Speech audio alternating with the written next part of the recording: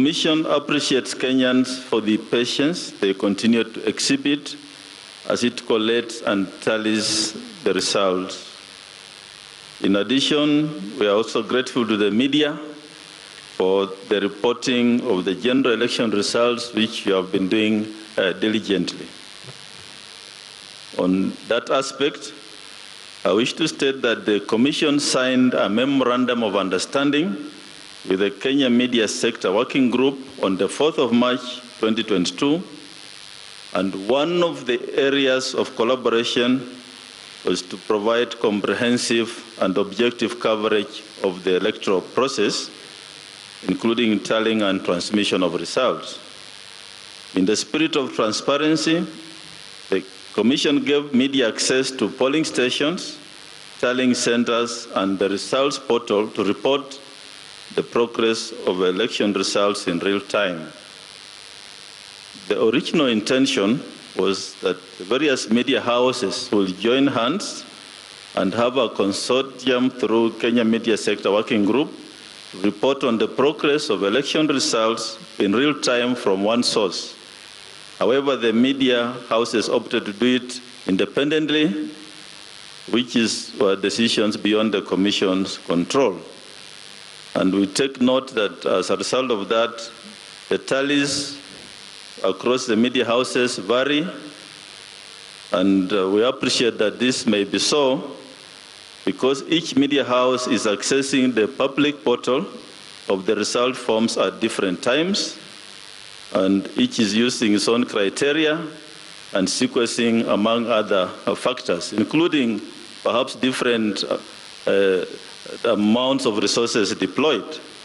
But just want to inform Kenyans that the final announcement and declaration of the presidential result will be done by the National Returning Officer here at Bomas, and what may be happening at the media houses showing various results, we hope at the end of the tallying they'll be harmonized and they'll look similar, because the results are from the same source, the same public portal. So there should be no panic about the differences we are seeing on the media screens, TV screens, because of the approaches the media houses may have taken.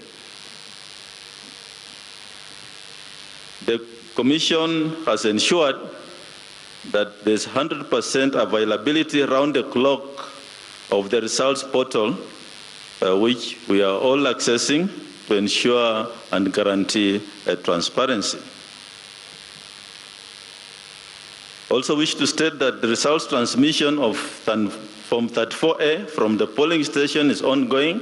As you can see on the screen, we are at 99.84% out of the 46,229 polling stations. We have done 46,156, leaving about 73 polling stations having not transmitted yet. We shall give a report on those that may have not transmitted by the end of the day today. I also want to confirm that results, including those in areas that used manual voter register, that's Makueni in Kibwezi West constituency, where there were 84 polling stations that voted manually, and 154 polling stations in Kakamega, especially Malava constituency, in Kakamega, have all transmitted the Form 34As, except 2 in Malava constituency.